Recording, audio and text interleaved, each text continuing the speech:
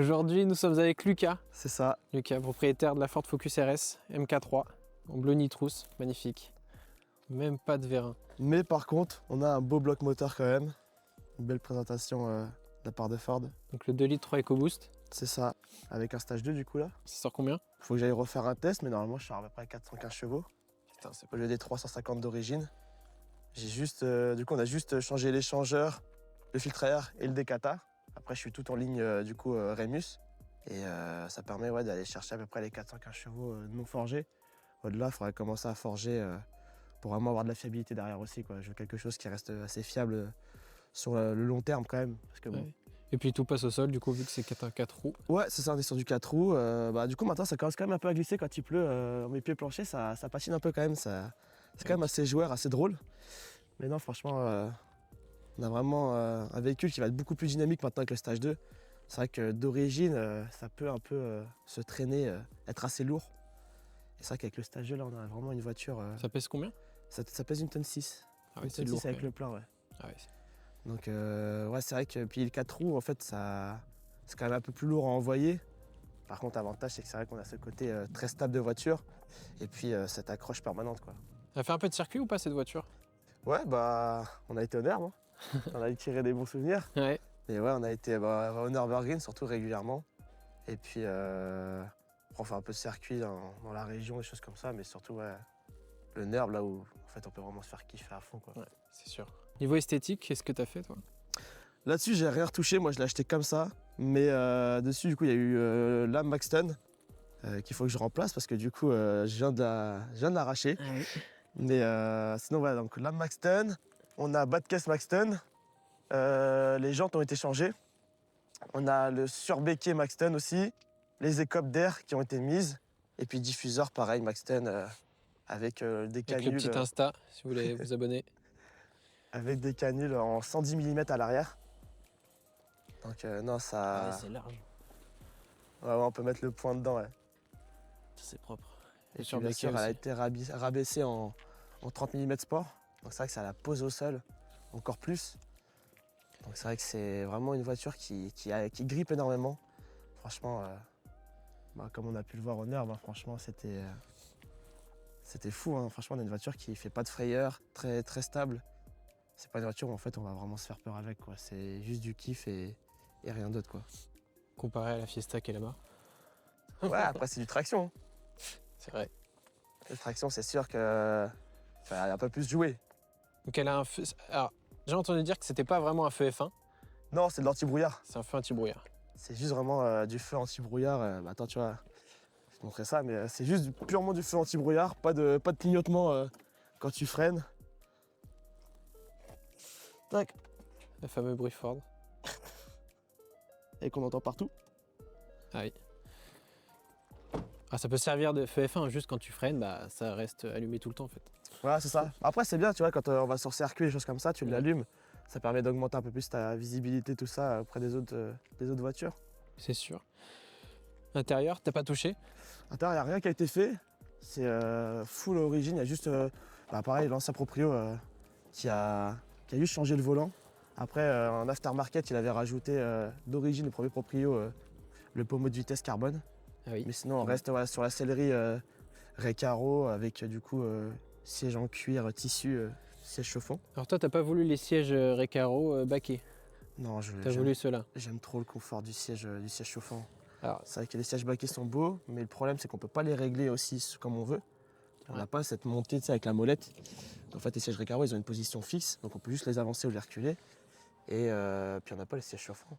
c'est vrai. C'est vrai que l'avantage des petits conforts des sièges chauffants en hiver, Ah, il est important. c'est trop bien, ouais. Ouais. C'est trop bien. J'avoue que... Alors moi, je suis plus tenté par les sièges Recaro.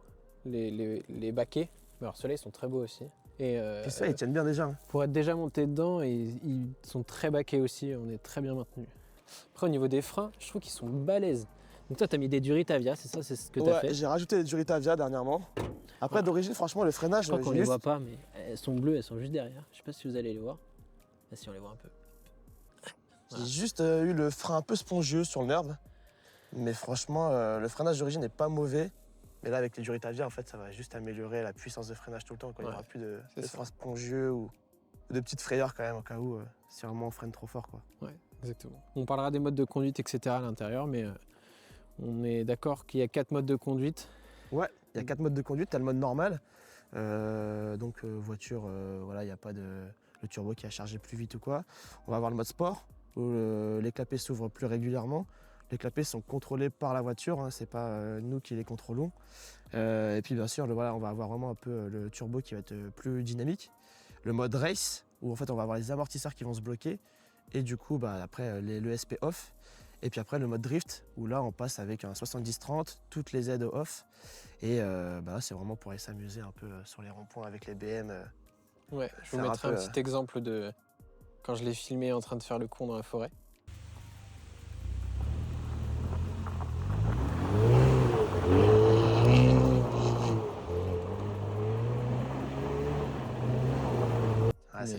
C'était pas mal, ça permet aussi de garder ce côté un peu maîtrise du véhicule quand on n'a pas l'habitude du propu ou quoi. On reste toujours un peu en 70-30, un peu comme un X-Drive. Ouais. Et c'est vrai que c'est joueur et puis ça reste maîtrisable. Alors est-ce que c'est comme dans les Fiesta où le mode sport déclenche les pop ou pas? Là, du coup, vu qu'elle est en stage 2, elle pop quand même maintenant même en mode normal, mais elle pop moins, c'est beaucoup plus fermé, beaucoup plus feutré. Mais par contre, dès qu'on met le mode sport, ouais, les pops sont beaucoup plus dynamiques, beaucoup plus violents, ouais. Surtout avec le Decata, ça pop vraiment fort maintenant, ouais. On va faire écouter au pire avant de... Tu peux la démarrer? Ouais, carrément.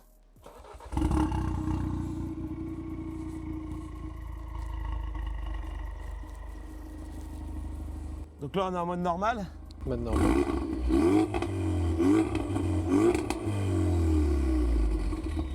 Du coup, là, on va passer en mode sport.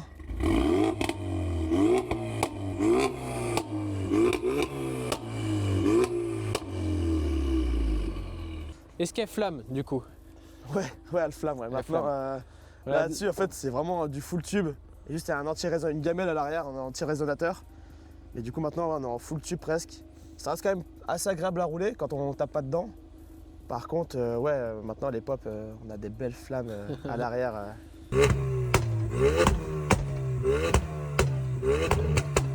C'est sympa. Bien sûr, sans exagérer les pop, on n'a pas touché aux pop d'origine. Pas de carte au pop.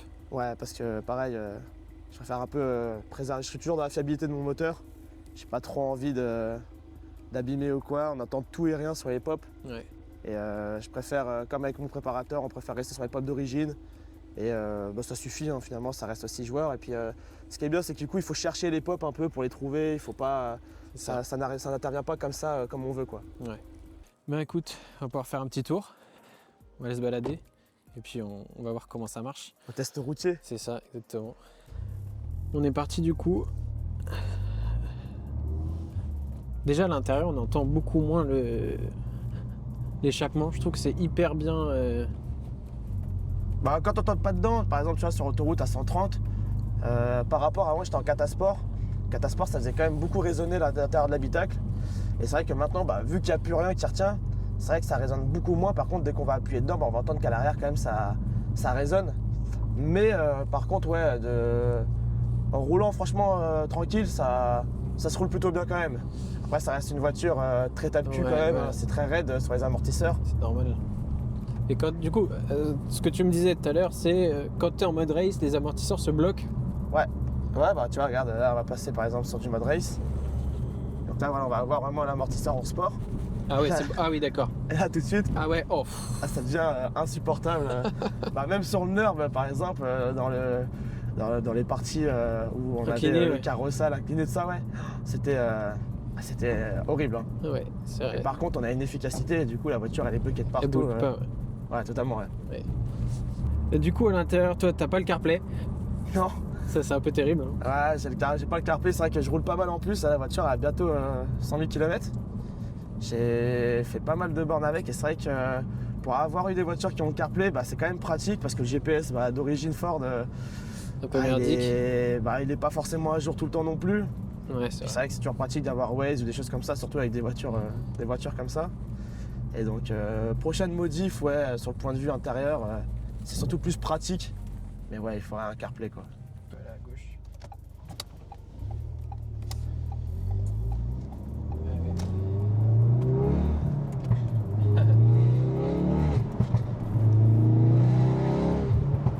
Ah, ça pop bien. Et ça freine bien. Ouais, franchement, le freinage d'origine est bon. Hein. C'est vrai que je Franchement, suis agréablement surpris. j'ai pas besoin. Pour moi, j'ai pas besoin de rajouter des kits gros freins ou quoi. Ça change de la Fiesta. Le coup de pied au cul, il est pas le même. Ah, le Honnêtement. 4 roues, l'avantage c'est qu'on a vraiment de l'efficacité, c'est-à-dire que voilà, en temps humide, pour avoir une Fiesta, c'est vrai que l'efficacité n'est pas du tout la même en fait. L'avantage du 4 roues, c'est qu'on a moins de sensations quand on va accélérer ou quoi, c'est vrai qu'on va moins se battre avec le volant. Mais par contre, on a cette sensation, on va plus prendre de vitesse. Et puis cette efficacité, moi c'est ce que j'adore, c'est pouvoir me permettre de passer plus fort dans certains virages parce que on peut remettre plus rapidement le pied au plancher, la voiture elle va évidemment. tout absorber en fait. Et ça pardonne un peu plus l'erreur aussi, j'imagine, j'ai envie de dire.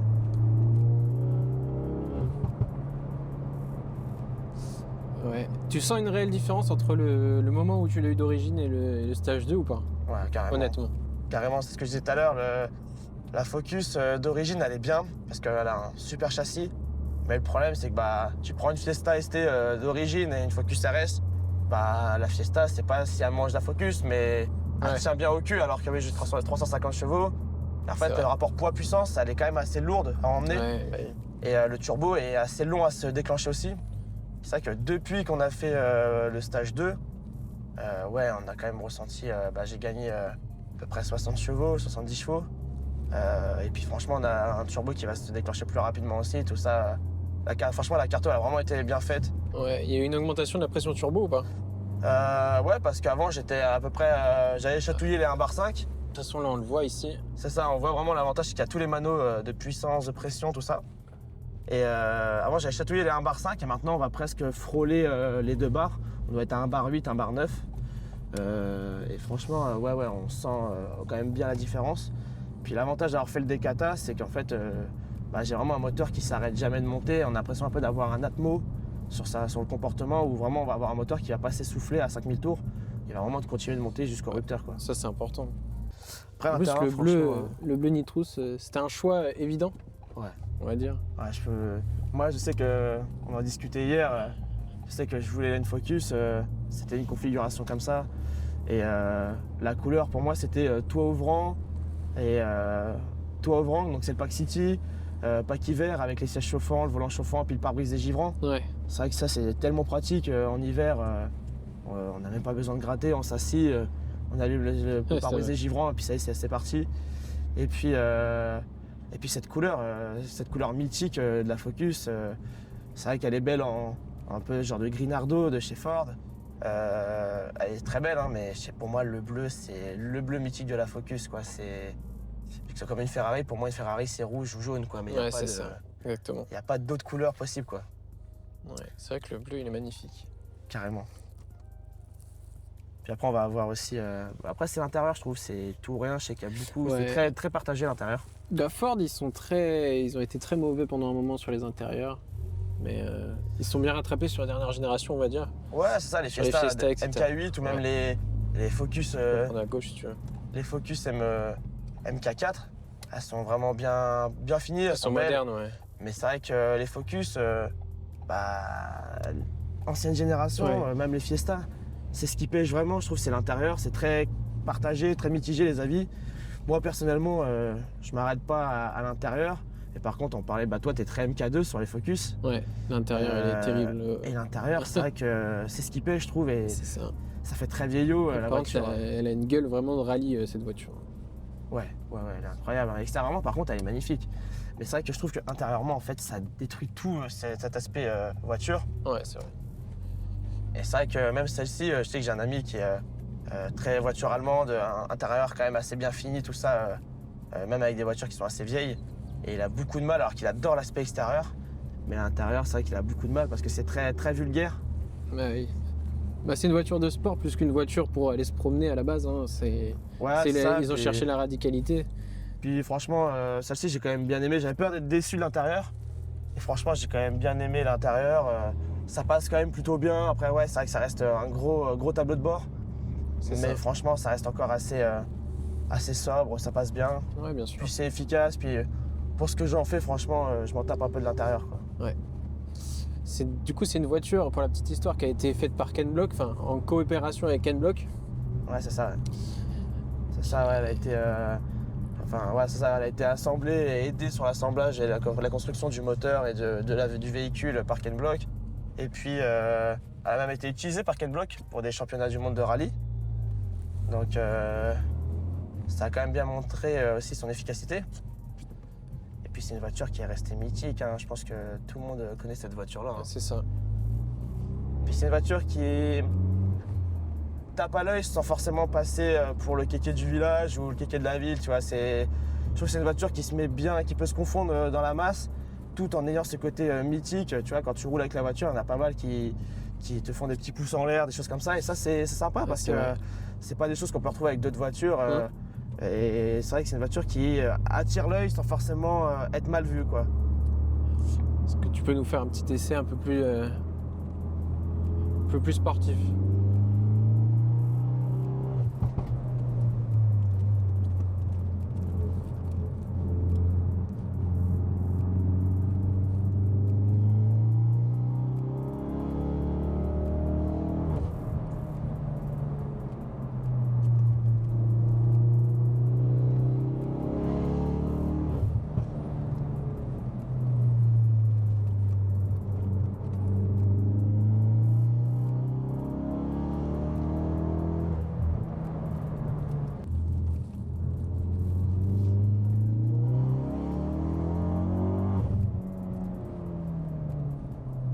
Et ce qui est drôle, c'est que maintenant, du coup, avec le stage 2, j'ai vraiment le cul qui se met un peu plus à chasser quand...